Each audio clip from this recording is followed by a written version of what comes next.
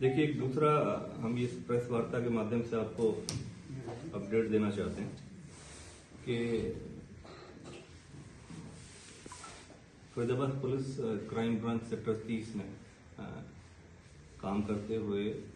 कुछ मुख्य आरोपी हैं जो एक्सटॉर्शन का रैकेट इंटरनेशनल जो सिंडिकेट रन हो रहा है, जो बाहर में बैठ के कुछ आपराधिक किस्म के लोग इंडिया के, हिंदुस्तान के और खासकर दिल्ली एनसीआर और नेबरिंग हमारे स्टेट्स पंजाब, राजस्थान, यूपी, हरियाणा के अन्य अलग अलग जगहों पर एक्सटॉर्शन का रैकेट रन कर रहे हैं। बाहर में विदेश बैठ के यहाँ के लोग, व्यवसायियों को और आम जनमानस को धमकी भरे मैसेजेस, कॉल्स और अन्यथा अलग अलग इसी प्रारूप से जो धमकी भरे एक्सटॉर्शन कॉल्स करते हैं और इस तरीके की गतिविधियों को अंजाम दे रहे हैं। उसमें एक बड़ी कार्रवाई करते हुए Faridabad police crime branch sector 30 में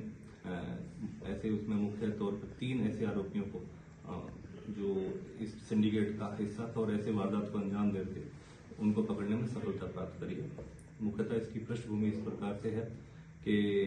फरीदाबाद के अंदर किसी एक व्यवसायी को काफी समय से थ्रेट प्राप्त हो रही थी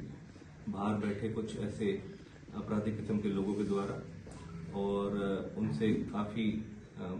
बड़ी मात्रा में उनसे एक्सटॉर्शन मनी मांगी जा रही थी। इस संबंध में मल्टीपल टाइम्स उनके पास कॉल और मैसेजेस प्राप्त हुए और उस संबंध में कार्रवाई करते हुए जो हमारी कमिश्नर पुलिस हैं श्री सत्येंद्र गुप्ता के मार्गदर्शन निर्देशन में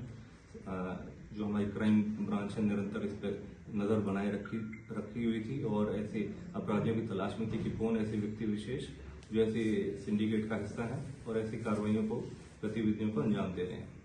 तो उसी के मद्देनजर हमारे सत्येंद्र गुप्ता जो सीपी फरीदाबाद है, उन्होंने डायरेक्शन दिया और हमारे डीसीपी क्राइम श्री मुकेश मल्होत्रा के मार्गदर्शन में टीम गठित करी गई जो निरंतर इन सिंडिकेट के सभी जो हेंचमैन हैं, जो ऐसे गुर्गे हैं, उनके ऊपर काम कर रही थी। कौन सिंडिकेट को रन कर रहा है, ऐसे कितने उनके गुर्गे हैं जो आसपास इस क्षेत्र में एक्टिव हैं, उनके खिलाफ कार्रवाई करते हुए 3 ऐसे मुख्य आरोपियों को जिन्होंने इस वारदात को अंजाम दिया उनको पकड़ने में सफलता प्राप्त कर लिया। इस क्राइम ब्रांच जो सेक्टर 30 है, इनको जो लीड कर रही थी टीम, उसमें जो मुख्य तौर पे इंस्पेक्टर अनिल है, उनकी मुख्य भूमिका रही है और उसके साथ हमारी अन्य क्राइम ब्रांच सेक्टर 48 और सेक्टर 85 के इंचार्जेस और उनकी टीमों ने भी इस चीज के अंदर योगदान दिया है। इसमें मुख्य तौर पे जो हमारे यहाँ पर फरीदाबाद के अंदर एक व्यवसायी है जिनको काफी समय से इस तरीके के एक्सटॉर्शन कॉल्स और धमकी भरे मैसेजेस प्राप्त हो रहे थे और काफी बड़ी मात्रा में उनसे एक्सटॉर्शन मनी डिमांड करी जा रही थी और जब उन्होंने उस चीज को नहीं माना तो काफी समय बाद जब पुलिस को उसमें इतला करा गया तो पुलिस ने उस पर तुरंत प्रभाव से कार्रवाई करते हुए केस रजिस्टर्ड करा और उसमें देखने में ये आया कि कुछ दिन पहले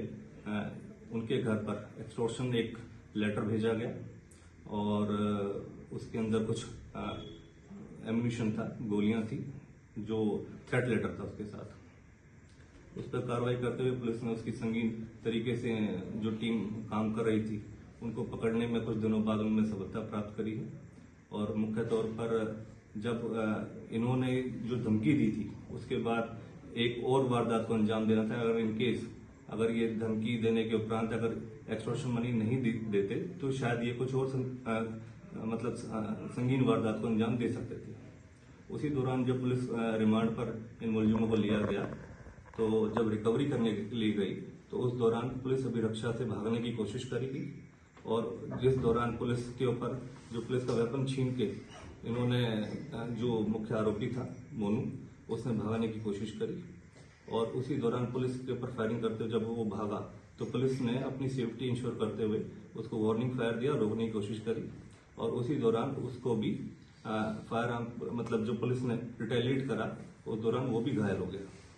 तो मुख्य तौर पर उसको काबू करा गया है, कुछ चीजें रिकवर करी गई हैं और आगे कार्रवाई जारी है। तीनों आरोपी के नाम क्या है और क्या करते हैं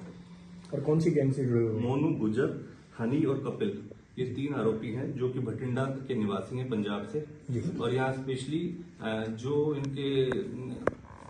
जो विदेश में बैठे आका हैं और जो विदेश में बैठे ऐसे क्रिमिनल जो माइंडसेट के और जो सिंडिकेट को रन कर रहे हैं उनके कहने पे ये वारदात करने यहाँ पर आए थे। ये गैंग कौन सा था भाई साहब? लॉरेंस बिश्नोई गैंग है या फिर और किसी गैंग के लोग हैं ये? देखिए, ये जो गैंग है,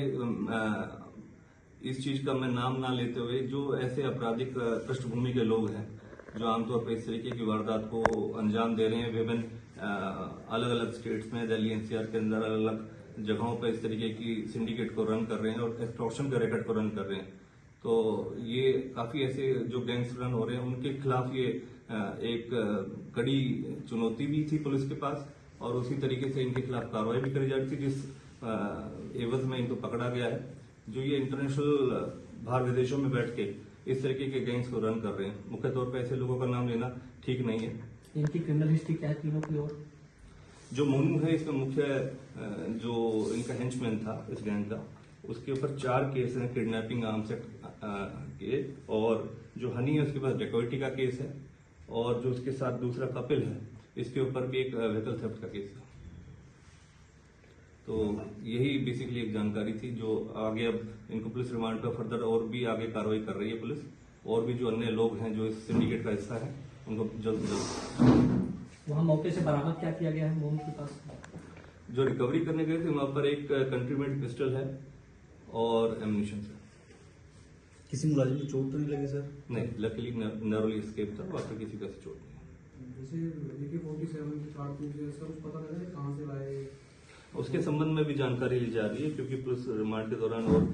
जानकारियां हासिल करी जा रही है। जल्द से जल्द जितनी चीजें और जानकारी आएंगी उसके बाद दोबारा से भी विजिट करके आपको बताएंगे। कितनी गोलियां मिली?